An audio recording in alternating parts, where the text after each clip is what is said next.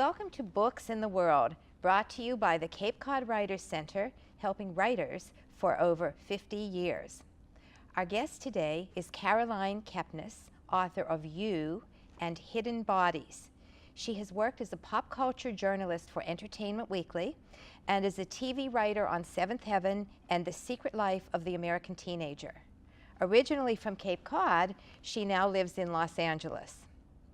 Her novel, You, will debut as a series on Lifetime television this fall. Caroline's latest book is Providence. Sarah Shepard, a #1 New York Times bestselling author of Pretty Little Liars, writes, "Providence is a novel that doesn't fit into one box. It's tender and dark, eerie and cool, heartbreaking, but also an affirmation of the power of love." Kepnes perfectly captures each character's struggle and pain in such a unique, unconventional way that every page and every sentence is a delightful surprise. Congratulations, Caroline. Thank you. Now tell us a bit more about yourself. So yes, I'm from here. It's good to be home. I went to Barnstable High School, class of '94, so the 25th reunion coming up next year. And this book has so much New England in it because home is always special to me and always so inspirational. And from everything else, I moved from here to Providence to go to college, so Providence makes appearances in every book that I write, and the biggest one in this one. So that obviously was initially what gave you the idea to set the storyline there. But what was your idea for the storyline itself? I was reading so much about modern loneliness and how the more connection that we have, the more depression we see. So I had all these think pieces kind of in the back of my mind, and everywhere I turned it seemed like there was some new book about this condition and the increasing depression and sadness. So then it's that combination of my head having this background conversation that's always going on, and then one day I heard this voice in my head when I had a very stressful incident in a parking lot, and that was the first character, John. And hearing him and his family and understanding the difference for him between being alone and being lonely, where if a lot of people were that kind of isolated and only had one friend, it might be very stressful for them. He has a mother who's very sociable and on Facebook and cares a lot about having a community. And for John, it was this bond with Chloe, and that was enough for him. So naturally, I then wanted to compromise that bond and then find out who Chloe was. And then it just kept growing, and then it felt time for there to be someone who was in a really different perspective in life, kind of interact with them. So that's how we meet Eggs. Interesting. Did you have personal connections to the various locations in the story? For instance, Nashua, New Hampshire, where John and Chloe meet. Yes, so I'm an Office fanatic, and I've watched some of those episodes so many times. And Holly, who winds up marrying Michael, comes to him from Nashua, and she's this beam of light. And it's one of those things, when I started writing, I didn't exactly know why I chose Nashua until I put that together. So much of writing to me is playing detective backwards and wondering where something comes from, and then having the aha, oh, the Office is really in there. Interesting. And shopping malls are just, it's sad to see them dying. So, yes, I think there's the Pheasant Mall there. Yep. Yes.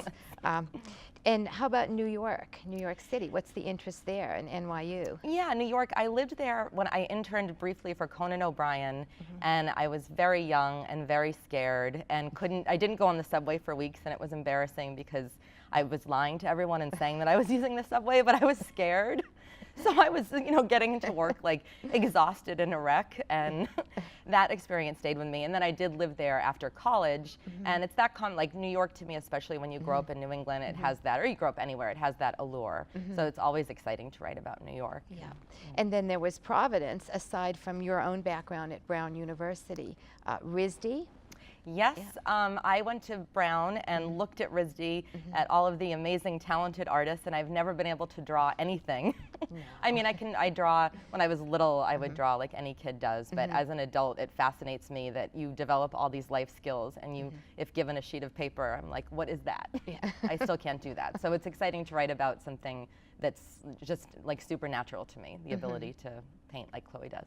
And the particular streets in Providence were places you had been, or yes, in your time at Brown? Right. And New England, I mean, there are no street names like New England. I mean, exactly. Wickenden is just a word you want to say. Right.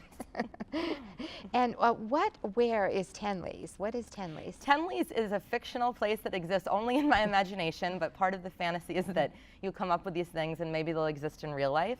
And definitely inspired a little bit by Friendlies and watching those close down over the years, but not like Friendlies, as you know. Yes. It would be. I see. Then there's a video with the band The Jets, and I reference them in the book, and it takes place in a place that I've, like since I was a kid, I was like, I want to go there. So I simply wrote about it. Now, within this story, there are these interesting main characters. So tell us a little bit about, I mean, you've alluded to John Bronson and his mother and father. Yes, those parents are maybe not so good at having that child, and that's a dynamic that always fascinates me with families, when someone is just fundamentally different from their parents. And his father is very into the Patriots and is not even from here, but is where he belongs.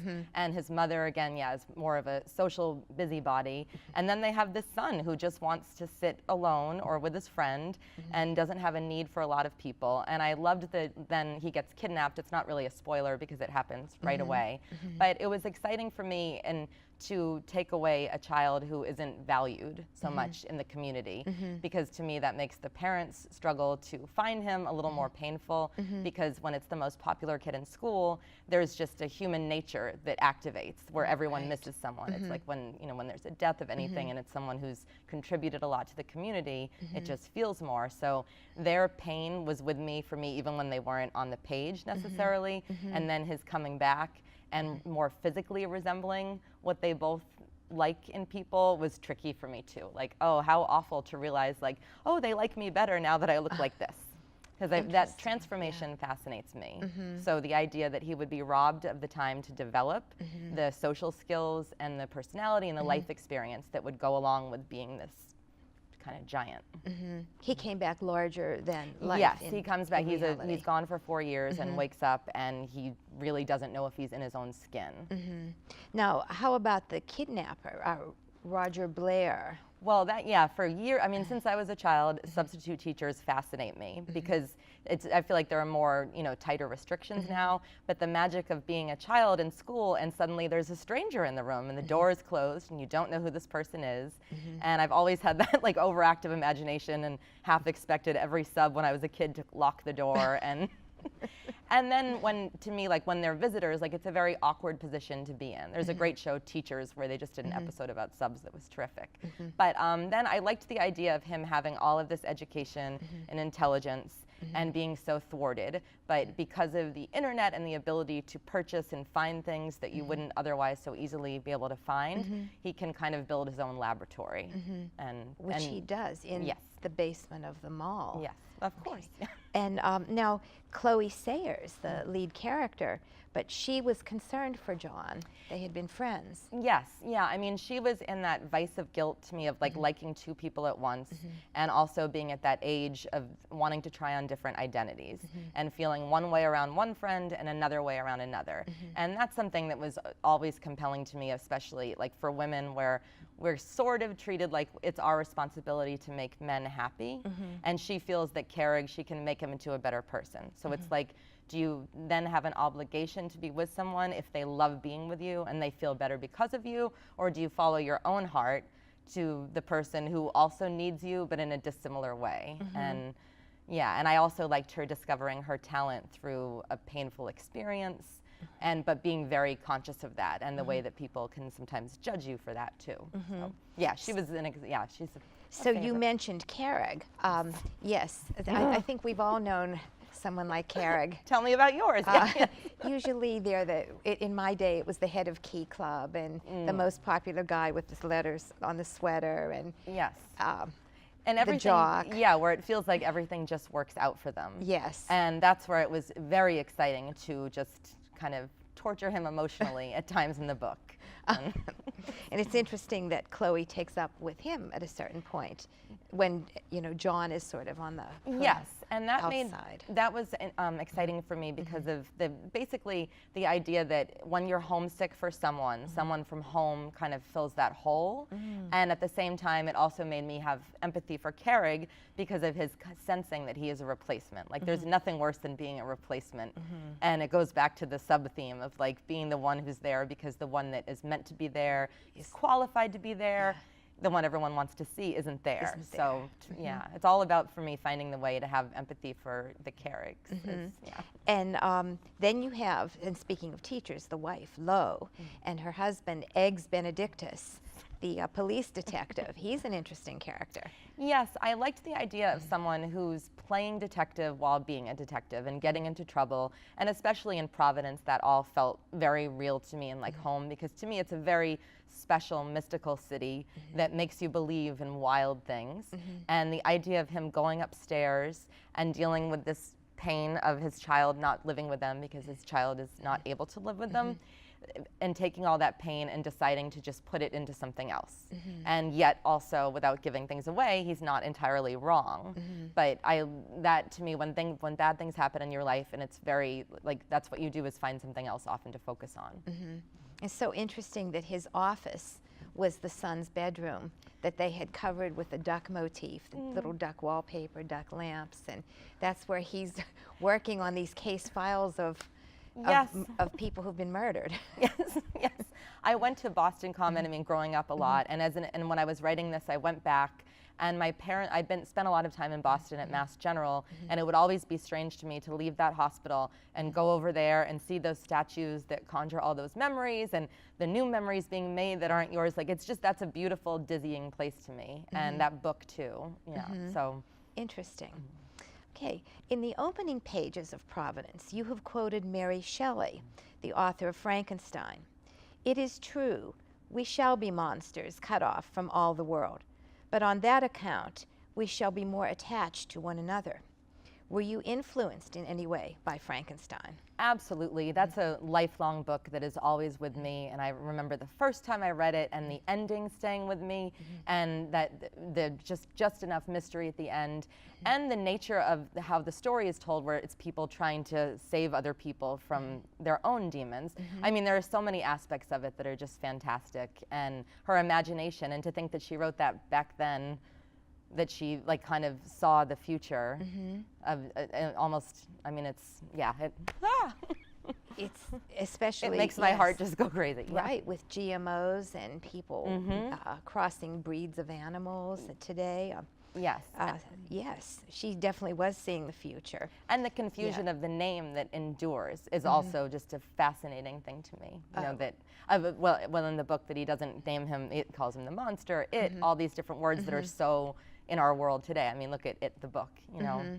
It's one of those books that you can dissect and think that she had a lens on the future. And the media was calling John Basement Boy from his experience. I like names. Yeah. There's another author, H.P. Lovecraft, who I believe was Providence-based. He's a major reference in this story. Now, what was your own interest in his work? I took a class where I read a lot of Lovecraft in college, and it was astounding to me. And also, there's so much written about his life where he wrote a lot of letters. He could not stop communicating and writing his letters. And a lot of critics say that he should have spent that time writing, and there would be more fiction. And that stayed with me, and it was something I started to think about these past couple of years because of our phones and the time that I spend texting, and that feeling I get when I'm like, I didn't write today, but I feel like I wrote because I communicated a lot. And then it made me think of Lovecraft back then, of like, oh, well, that's all this is, like the way we change but don't change, you know? And if you're a writer and you want to communicate, you're always going to find a way, and how that affects your writing. Yes, for people who haven't looked up or aren't familiar with Lovecraft, he was definitely an interesting character, even in looks. And yes. What has driven you to write novels versus, say, short stories or? Short stories, I love that beginning, middle, end, and I still write short stories, just not as often because of the nature of writing a novel kind of, for me, takes over my whole life. But I wanted, that first one was a giant, like almost coping tool after a couple of really difficult years where I lost my father. I went through a lot of personal trauma. And the idea, it was like, oh, well, people read books to cope with these things, so this is what I'm going to do. I'm going to think of this book as a giant short story. And then it just kept going from there. And now I love the form. I love being able to create a world and let it like inform me of where it's leaning toward. The rewriting is the best part. What is your process of writing? Outlining, chapter development, etc. I have an outline in my head, and then I make chapters. And I love, in my phone, there's the notebook app, and I will make a list of like, say 50 chapters or 40, I just choose a number, and then start to, as I write, start to like fill in what I think is going to happen when. And it's a way to make it into a game that when it gets intimidating, when you feel like you have so much and you can't get it all out at once, it's a great way to make notes to yourself. And then also there are just the days of flow where I write way away from what was in the phone, but then it's empowering to like go back and correct that and amend it, and yes. How long do you think it took you to write Providence? I guess, I think about a year and a half. Was it the same amount of time on You and Hidden Bodies, or? You was about 9 months, and then Hidden Bodies about a year. It's like the beauty of the writing business. Once you're in the business of the books, then other things come up that you're spending time on, so, yeah. And do you find it, as some authors do, easy to take characters from one book and insert them into another story, or do you ever see yourself doing that more? Or? Well, the second book is a sequel, and it was exciting to like he moves to a different city after You Are with Hidden Bodies. So it was so exciting to take that character and introduce him to new people. And then when other people would return, like in some form, it was such a bizarre, good feeling. So we'll say, oh wow, they're in this world, but this was always the world. It's that supernatural feeling of worlds colliding. I guess we'll see more of him in the future. Yes. Okay. So, getting the first novel published, what was that like? It's funny you quote Sarah Shepard because she was instrumental. I had a friend who was friends with her, and she introduced me to people and read, and was just helpful and wonderful. And it's just the best phone call to get. And but did you approach publishers? There are writers on the Cape who go through self-publishing and yeah, I mean, over the year, especially because I'd written for television, so I'd done a lot of that in LA, and then I was able to find people through people. But yeah, when I first graduated, when I first moved to LA, I went to the alumni database and found a few agents who'd gone to my college and reached out, and it doesn't necessarily mean you're going to be working with someone, but a lot of them wrote back and were helpful. So I feel like it's good to reach out to people, and I love the phone too. That's great. And how did growing up living here on Cape Cod contribute to your development as a writer? So much. It's funny. I was talking about this the other day with friends, just about things that you forget about unless we're all together. Like, I went to BWB to start and made wonderful friends there, like family, and then we were redistricted, and in 4th grade went to Centerville. And it's one of those experiences that really, the older I get, the more I'm aware of how it affected my identity, of feeling like so rooted in BWB, and then suddenly at Centerville, but we didn't move, so it was a confusing, like, what's happening here? You know? And people switch schools all the way, but there's a heightened sense of drama on the Cape about everything that I love. Oh, there is. Yes, there is. People, and the seasons, and because of it being a destination for, the others. The others. Do you mean who come in the summer? Yes. Yes, the others. Right. And so that's interesting to me about the Cape does have such different areas of people, and I noticed in the Outer Cape, people don't want to drive to Hyannis. They think it's a trip. It's far. There's such an attachment to place that that informs everything here. And then the farther away you get, when people say the Cape, and do you know so and so, and it's like, no, like they're from Wellfleet, like that's another world, like they're actually, like, it would be more honest if there were bridges between each of these places because of the stubbornness of leaving one village to go to another. Yeah, I mean, within the town, when you have villages, and so all of that I love, because it's all based in that fierce attachment and pride and concepts that are just fascinating. It is. And then the best yeah. public schools here. I had amazing teachers my whole life too. Were there any teachers in particular that were great influences for you? Or? Yes, in elementary school I had Mrs. Como, who we were just talking about. It's another like back on my mind. She had a boat in the classroom, a rowboat, and you would just sit in it and imagine things. So that's one of those, yes. And then in high school, I had Ed O'Toole and Mick Carlin, who were just phenomenal teachers. Were they others. literature teachers for you? Yes, and journalism. Yep, and very encouraging on all fronts, and so smart, and so passionate about reading and writing. So that's a contagious thing to have. Now, since we have a little extra time left, how did, say, your high school experience affect your television writing for the American Teenager? Yeah. That's funny. In the pilot, we had a couple of cheers that we did, and I remember like when we were doing the pilot, like teaching everyone the cheers from Barnstable, and realizing like, oh, I don't even know if I ever said them myself until then, because I didn't go to all the games, and if I did, I was on the shyer side, so I wasn't necessarily like with the paint and the rally, you know. So yeah, it's exciting to go back to periods of your life and experience them from someone else's perspective. That actually brings to mind the friend of Carrick Burgess in Providence, who's named Penguin, how he reappears in the story at the end. Did you know someone like that, or?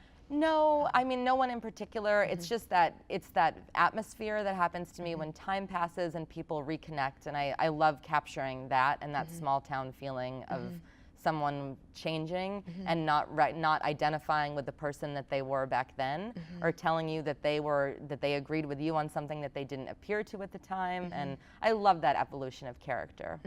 And yeah, to me, that's one of the great things when you ask about books or short stories. That's why I love a book, because you have all of that space, and you know that the reader is going to have not thought about that person for a while, and then there they are, and that's how it is in life, and that's magic. And what was it like writing for Seventh Heaven?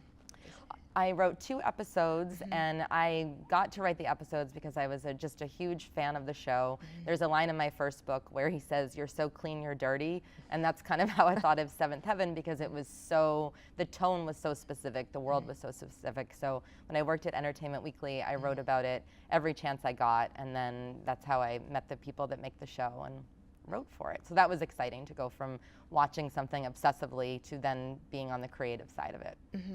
And we were talking outside of the interview about TV and television, especially in New York, how these series are becoming more popular now.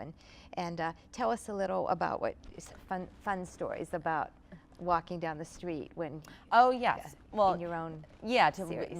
When you was shooting in New York, to the first day going to set, I was already like shaking, and and there was a policeman who said, "Oh, they're shooting something here," and I said, "No, that's my I can couldn't even, I still can't, it's hard to articulate because it's so exciting to see, to make something up and then have all these wonderful people be inspired and collaborate to create something out of a book that's 3-dimensional. It's just wonderful. And TV to me is like, we were talking earlier about alternate careers, and I was always loved psychology, and TV is a form of therapy to me, the way we revisit these characters continuously. So I'm very happy to be connected to television. It's interesting to watch all these series coming up now on television that are accessible, and people can then watch them at any time. Yes. So that is a good move, I think. What was I going to ask you? So you had said if you were not to be a writer, you might have been a psychologist. Okay. A psychotherapist. Yes. That's where In Treatment is one of my favorite shows of all time. But I did in college, we called it shopping, where you go to a class and you're not sure if you're going to take it. It's almost like a first date with a class, but it's the actual class, like it's beginning. And I would go to statistics semester after semester, and I could not bring myself to go through with it. And I went into a panic over what I was going to do with my life, as I was interested in so many different aspects and wanted to write, but wanted to learn and, like about other things. So I designed my own major, which you can do at Brown. It was Notions of Normalcy and American Culture within American Civilization, which everyone calls AmCiv, and then Ambiv for ambivalent. But I'm like, that's a lot of work to convince someone that this is valid, and then figure out what courses to put together. And it was good. It was really good learning experience. I can see how that would be very helpful in writing a story and making it convincing, getting the reader to believe in Yes, it. and Yeah. also what I do, I love to just bring genres together. So to me, like, oh, it makes sense to me that back then that I was combining different fields of study, and now I have these books that everyone's like, this is horror, this is romantic, this is a love story, this is a thriller. This, I'm like, yep, that's what I do. So back to Providence, just without giving away the whole farm or the story, do you want to tell the readers, the viewers, a little bit about the storyline? Yes, I mean, to me, it's both sides of the equation of a missing person situation where these two people, John and Chloe, are deeply affected by his kidnapping in different ways. And then they come together, and to me, you would think, oh, then they kiss and everything is great, but it's not, because something happened to him when he was away that makes him dangerous to other people. And that was also inspired by, to me, like going back to like how much time we spend alone or with devices. Like, well, what if there was someone who could only be with their device? Which, I mean, it happens in life in different ways, but I just wanted to explore that. And then this detective comes into play who's avoiding his own life issues, and then these lives are intertwined in Providence. But it's interesting how they resolve their issues too. That, you know, the detective and his wife, and resolving it with their autistic son, and Yes. it's so there are other stories happening on the side of the John and Chloe story. Yes, which makes too. it hard, to sum up, right? Yes, because when you say that, I'm like, oh, how did I not just mention that? But yeah, and to me, thematically, it's about how we deal with things that we have to wonder about in this right now, at this moment of so much information out there, the feeling that you should be able to Google and know what happened. I thought, here are all these characters in one way or another that have unanswered questions. And to me, like, the hope was that, but if you have love and it's good, then you can deal with not knowing certain things. And I think that's a very valid point. Is there anything else you'd like to say about the book, or I think we've pretty much I think we've covered a it? lot. Okay. Well, thank you again, Caroline. And you can find Caroline's books at most bookstores, at your local library, and on Amazon.com. And I am Pamela Kirinali with Books and the World.